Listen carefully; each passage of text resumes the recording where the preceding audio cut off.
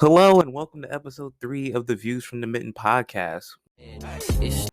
Hey, what if I told you making a podcast was a lot more easier than you think? And it's all thanks to Anchor. Anchor is a platform with creation tools that allow you to record and edit your podcast right from your phone or computer. They also distribute your podcast to multiple platforms such as Spotify, Apple Podcasts, Google Podcasts, wherever you can get your podcast needs. You can make money from your podcast with no minimum listenership, and it's everything you need to make a podcast all in one place. You can find it at anchor.fm, anchor.fm, or you can even look it up on your mobile device app stores and find it that way to get started with your podcast today. So today's episode is strictly going to be about the NBA playoffs because that's been what I've been watching the past couple of weeks. And it's been pretty fun watching the playoffs this year just because I feel more competition or a sense of competition this year or no this time around. And not even really just because of just like certain players that are in it, but just the teams as a whole just seem like they're well coached, they're putting in the work, they're playing with together. There are a couple of times where like you can tell like players are just like, playing like hella dirty and stuff like that. But other than that, I mean, like I'm pretty much enjoying most of the games I'm seeing. There's a couple of teams that I've never seen. Well, that I haven't seen. I can't say never. That I haven't seen play in their series. Mainly the Sixers and the Wizards series. I haven't seen any of those games at all outside of highlights. And even in the highlights are like sparingly there as well. But and also the Clippers and the Mavericks. I haven't watched a full game of them yet, but I've been in and out on what they've been doing over there as well. But I have the bracket pulled up of the teams and stuff that are in it. And I'm gonna go from the Jazz and Grizzlies series all the way down to West Side, and then all the way down to to the end where it's Brooklyn and Boston. So I'm gonna start off with the Jazz and Grizzlies one, just straight to the point. I'm really liking the progression that John Moran is showing.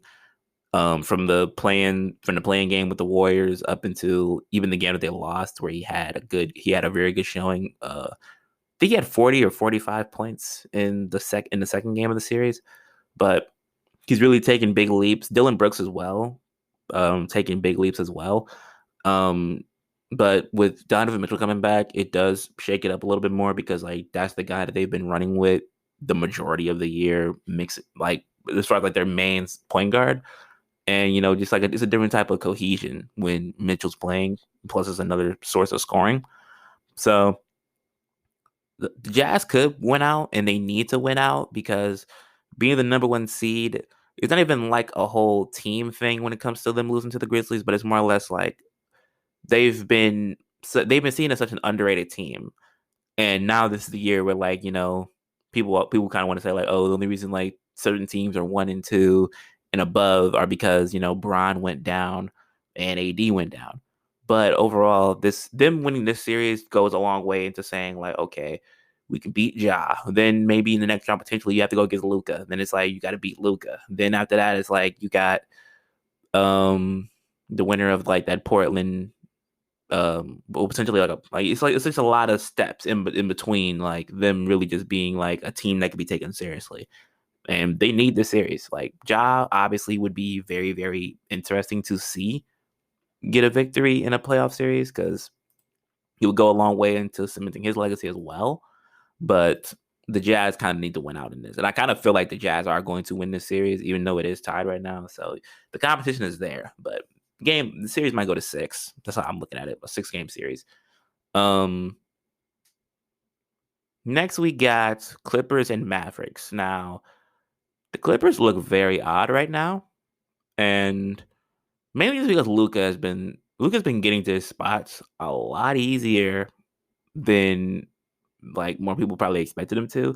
And it's mainly just because he's like, he's getting the switches that he wants. He's getting those step backs. He's getting a lot of like opportunities to just, do what he wants to do on the floor. And the Clippers on paper have a somewhat better team than the Mavericks. I would assume most people would think that. You got Kawhi Leonard over there, you got Paul George, you got Rondo, you got Cousins, you have Landry Shamet is a pretty solid role player, I would say. I don't know how he's doing in the playoffs this year. He's probably not living up to par. But from what I remember, Landry Shamet was a pretty good bench player. So Ivica Zubac isn't the worst center that you could possibly have. So it's like there's a lot of things on paper that you could look at that team and say like, okay, well, there's a lot of things that look right on their team, but it's just like when they play, from what I'm seeing, it just seems like they don't really play with that motivation. Like sometimes Paul George has various shooting slumps and he just can't get out of them. Or Kawhi is putting up 30 and the team is still barely holding on to a lead at the end of the first half. It's like there's other things that they are missing around them that they can't really find it yet. And until they find it, they're going to keep losing to teams like the Mavericks, who on paper, like I said, don't have as good of a team in most people's eyes, but they play together, like very much together, more than the Clippers do. Now, I don't think they sweep the Clippers, but the Mavericks, like Luka and the Mavericks, are probably going to win this series just because, and then plus I think like Luka just has the number of the Clippers because like last year Luka hit the crazy shot in the bubble, won that series as well, I believe. But it's like actually no, I don't think they win that series because I think it was like Denver and the Clippers at one point. Yeah, I think it was Denver and the Clippers at one point. But yeah, I think Luka just kind of like knows what he has to do now to probably beat this team. Now who knows? It could just be like a hot start for the first two games because he had 30 plus in a triple. He had a triple double in the first game with 30 plus points, and then the second game he had 30 plus points again. So it's like it could just be a hot start for him, and then the Clippers kind of realize what they need to do, and then they move forward. But I feel like the Mavericks are probably gonna pull the dub out for this series. Next we got Denver and the Blazers. Now they played 3 games already. I think they played last night. So the first game, Michael Porter Jr. was shooting very bad from three. Good, very good between the arc, like solid between inside the arc, but from three really wasn't clicking, and that the Blazers took advantage of that. The next 2 games, more or less, it was probably about more Jokic than anything because Michael Porter Jr. is going to get his points regardless. He's going to do good, but it's hard to say like to keep the Blazers down in a series because they have Melo. Melo can get buckets. Damian Lillard's been getting buckets. I think if anything, I mean, I don't really know if like CJ McCollum has been like a big factor in the series so far. I'd probably have to like look that up now, but I feel like that'll be more or less the deciding factor because Damian Lillard has his right hand man right now. Jokic really doesn't have Jamal Murray. He doesn't have Jamal Murray right now. So it's hard to really tell. Okay, so I'm looking at it now. 21. Okay, so he's been putting up points. His 3-point percentage in the last game, 3 for 10, probably might have been a deciding factor as well. But Nikola also had 35, I think, in the last game that I've seen from the stat sheet report. I'd rather see the Denver Nuggets progress. Not because I don't like the Portland Trailblazers, but just because they're kind of in the same boat with the Jazz as far as both. They're both really talented teams that we know can go further. It's just can they put it together? But without Jamal Murray, you can also say like down the stretch, Lillard scoring is gonna be way too much for them to handle as far as they can't really retaliate with just Jokic and Porter. But that should be an interesting series down the line. I feel like that definitely goes to 7 because most Damian Lillard series end up going somewhat to 7. Well, competitive ones, of course, like they end up going to 7. So it should be pretty interesting to see where that series goes. I'm rooting for the Nuggets in this case. So hopefully they pull something. Hopefully they pull it out. But if the Blazers win, I wouldn't be surprised. Next we got I was supposed to say Portland again. The Suns and the Lakers. Now, the Lakers, honestly, they don't look good to me in this playoff series. I mean, they're winning. They're up 2-1 right now, but they just don't really look good. And then I seen a clip before I even like started recording, and it was like, LeBron was having fun and stuff like that, like taunting Crowder, and I guess like they turned the ball over because like it was like a flop that he did. It's like you can tell when like there are certain games where like guys just aren't getting calls because they don't have like star factor. And I feel like that's where this series, like that's the territory this series is getting into. The first game, Chris Paul, Booker, Aiton, all had really good games, and the team as a whole played really well. The second game, I feel like it was almost kind of a similar thing, but other things get in the way. Like there's certain calls that I look at and I'm like, AD might not have deserved that foul because there's a guy that gets pushed on the other end and there's no whistle, or LeBron kind of charges in, and the first game it was a charge. Second and third game, those are just offense. Those are just defensive fouls, like blocking fouls. Like no, of course, like I really don't. I watched the first game, a little bit of the second game. I didn't watch the third game of the series. So that last part, about the blocking fouls, could be right, could be wrong. But I really would rather see the Suns progress, and not on some LeBron hate, because I know that that's probably going to be like something that a lot of people think when they say, "Oh, why do you want Bron to lose?" I just want like this playoff bracket that I'm looking at right now is very refreshing as far as Golden State's not in it. Like that's mainly all I can say for the West. Like Golden State's not in it. The Spurs aren't in it. Actually, nope, that's another one. Then for the Eastern Conference, the Cavs aren't in it. That's probably about it for the Eastern Conference as well. Like from recent years that I can think of. But it's just really refreshing as far as like it's young teams that are competing and really like, have the potential like later in later years to be like that team that's like a genuine like top tier pick to win the championship in years to come. But I feel like Devin Booker really for this being his first playoff series is kind of sad because it took this long for the Suns to kind of really put something around him. But I'm glad that they did eventually before he decided to either, move on or just like be one of those what ifs, like, oh, is he ever going to make the playoffs or is he ever going to be in a series and stuff like that. But I really feel like he just really needs this series win, and it might come down on his shoulders because Chris Paul's shoulder, ironically, has been giving him problems.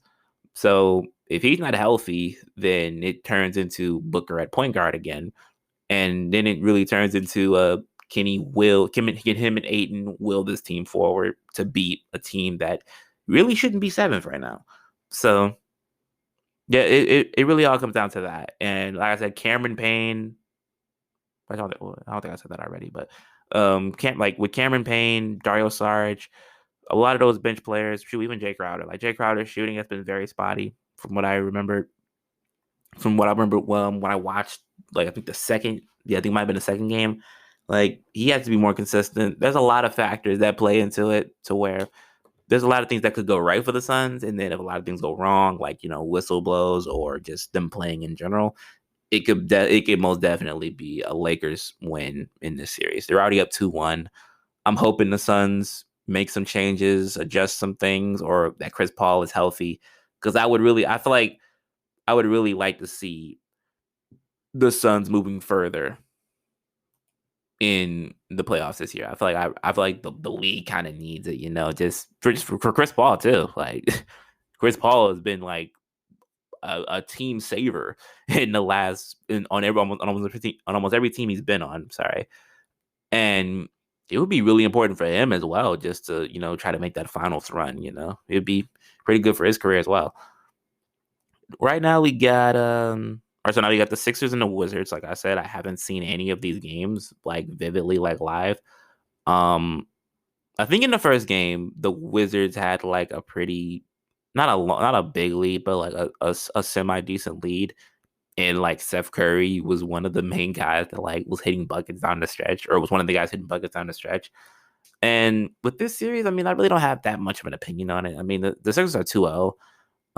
The Wizards really don't have as much like experience just in competitive settings, like outside of Beal and Westbrook.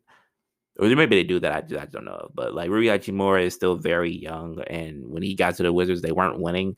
Um, Davis Bertans, I mean, he was with the Spurs, but I don't think that was when the Spurs were making their deep playoff runs anymore. Like he was there for that, but it's like there's a lot of youth on that team that hasn't experienced playoff basketball yet, or like real like tough competitive basketball yet, well playoff wise. So if the Sixers went out, Embiid, makes a bigger case for MVP or whatever. I don't know if they crowned that yet. 'Cause I know a couple of awards have been crowned. I think most improved went to Julius Randle, and six man went to Jordan Clarkson. So they'll probably reveal another award tonight that I don't know of yet. But I can see the Sixers not sweeping. Actually, I'll probably say it might be a sweep potentially, but if they don't sweep them, then I wouldn't be surprised because Westbrook's a dog. Like he's not going to just lay down for a sweep. You know what I'm saying? But I definitely see the Sixers winning out that series, no doubt. Next we have Knicks and the Hawks. And boy, the first game of this series had me hype. I loved watching this game. Just it had everything. You had people really excited for Alec Burks making jump shots. It sounds messed up, but it's like it's crazy just to think that Alec Burks, like from the Jazz to from the Jazz with like Ronnie Brewer. I don't know, he's there for Ronnie Brewer, Gordon Hayward, like that original core team that was making a little bit of a playoff buzz when it was like Gordon and Gobert with the dynamic duo. Then you saw him go to, from what I can remember, obviously, like I'm probably skipping teams, but I remember him with the Warriors. He was putting up some buckets. He played with the Sixers for a little bit, and then he's with the Knicks. And with the Knicks, it's like it's just coming full circle. Like anybody on that team really can shoot the ball, and the crowd goes crazy. Like, and you know that like it's the confidence that the team has built. Like guys like Quickly and Toppin have never played in a playoff game. This is like their first time, and they were hitting clutch shots in, I believe, the first game of the series.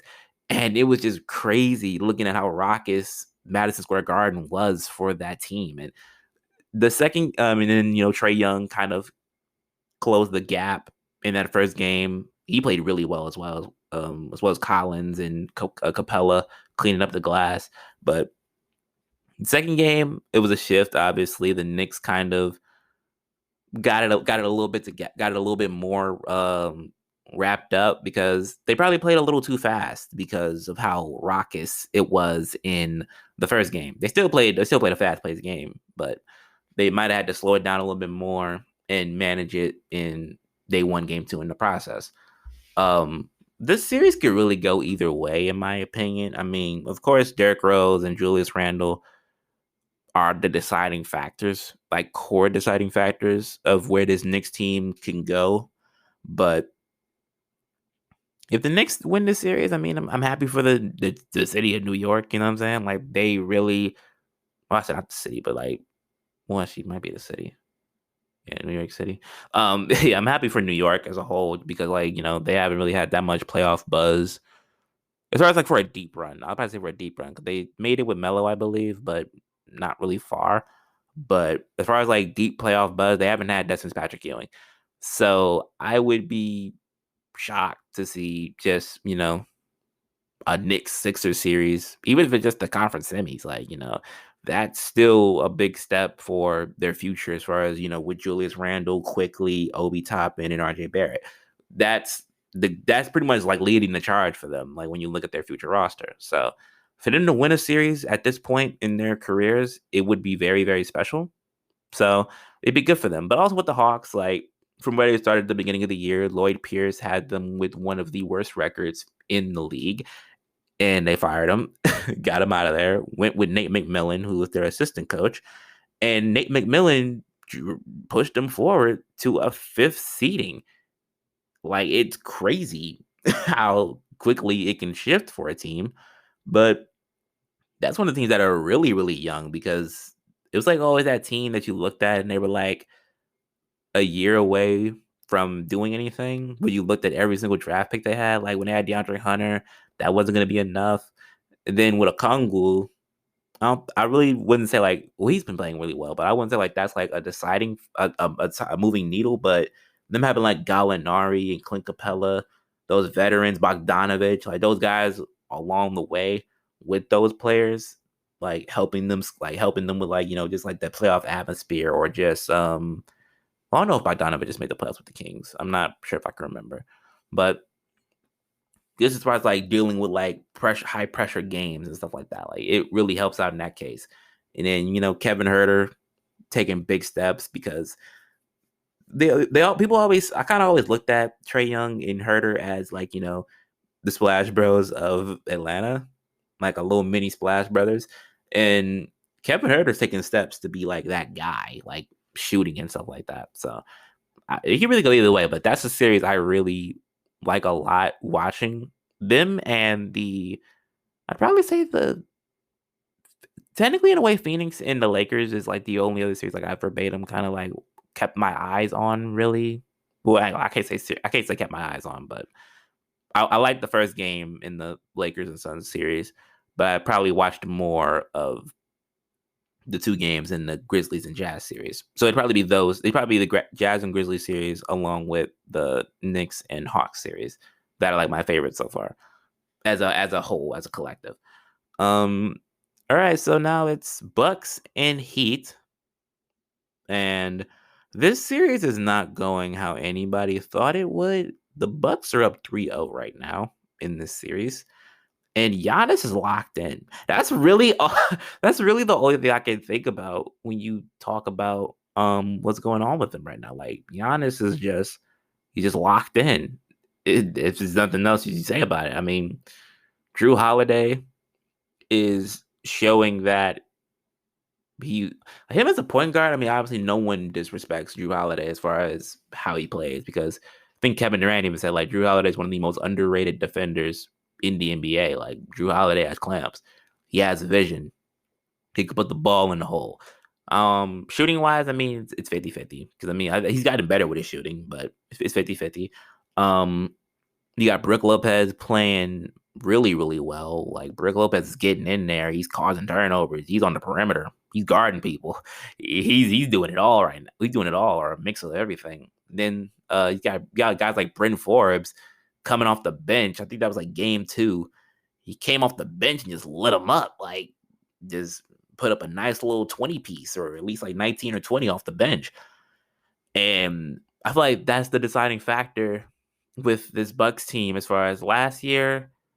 There wasn't many guys you could look at on that team that they were just going to throw in and know that they were going to get buckets. Like Bobby Portis is putting up not well, I guess putting up buckets probably, but he's giving them an edge on defense because Bobby Portis, pretty long guy, pretty long defender. He can shoot the ball, put the ball like he can play inside. And Bobby Portis, adds that edge to him. You got Bryn Forbes knocking down shots off the bench. You got Dante DiVincenzo, who's been a very good work in progress for them, showing up in the games, getting his buckets or whatever. And the Heat just look sluggish. Or I wouldn't even say sluggish, but they just look, out of sync. Like there's times where Bam's in the paint, banging down in the paint, and it's just not looking like Bam or Tyler Hero and Duncan Robinson. Well, Duncan Robinson's actually been playing pretty good. He's playing pretty solid, but Tyler Hero for sure is a guy that a lot of people kind of thought was going to take that next step after his play in the bubble, which was very, very good. He was solid in the bubble, like shooting wise. He had the meme made after him of, the little snarl or whatever. But it's just crazy to look at how that team kind of just shifted as far as, well, Goran Dragic is still playing pretty well. Jimmy Butler is still playing his heart out. Dwayne Dedmon is coming into the game, adding an element to the game that I didn't even know Dwayne Dedmon was on that team. Looking back at their roster or whatever. Iguodala, I haven't really been looking at Iguodala that much. Every time I look up, he's passing it.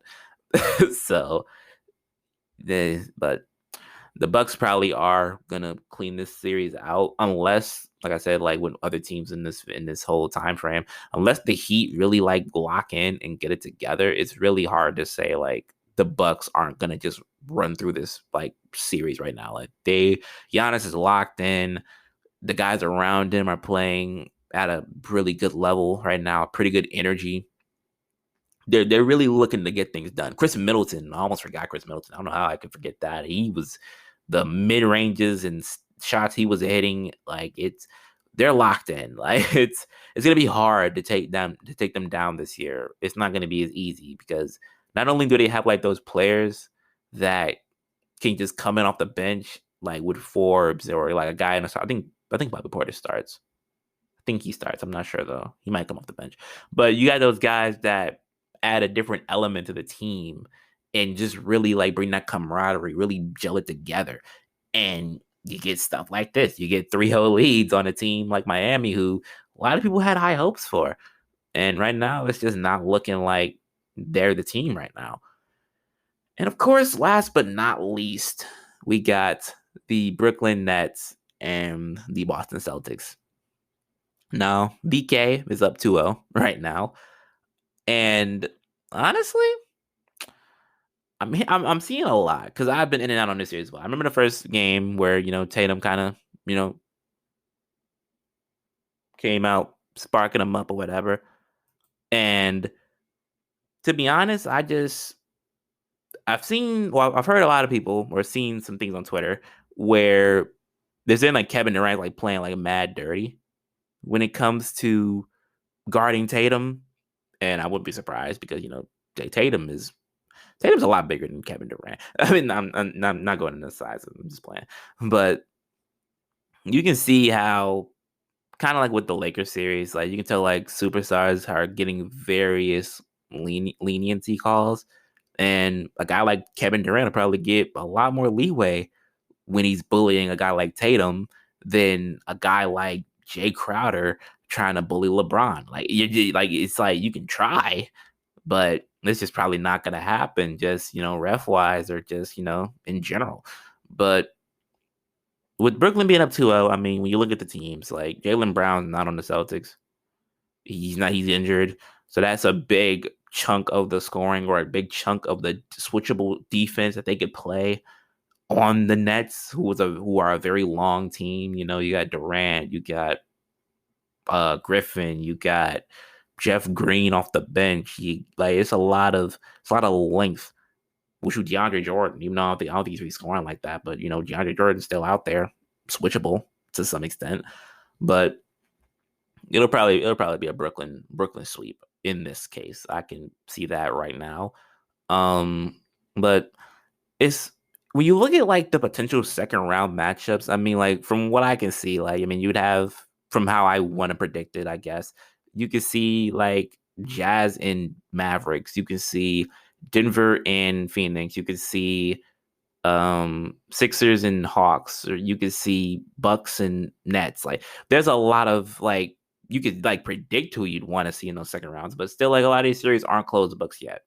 Unless teams still have to close out, because there's been times where teams have been up 3-0 and things go down, or 2-0 and things go down, or the series is tied and the team that you least expected finds a way to pull it together and pull out a series victory. But overall, the playoffs should be really, really solid for the rest for the continuous stretch of what's going on. The games have been pretty good, so it can only go up from here.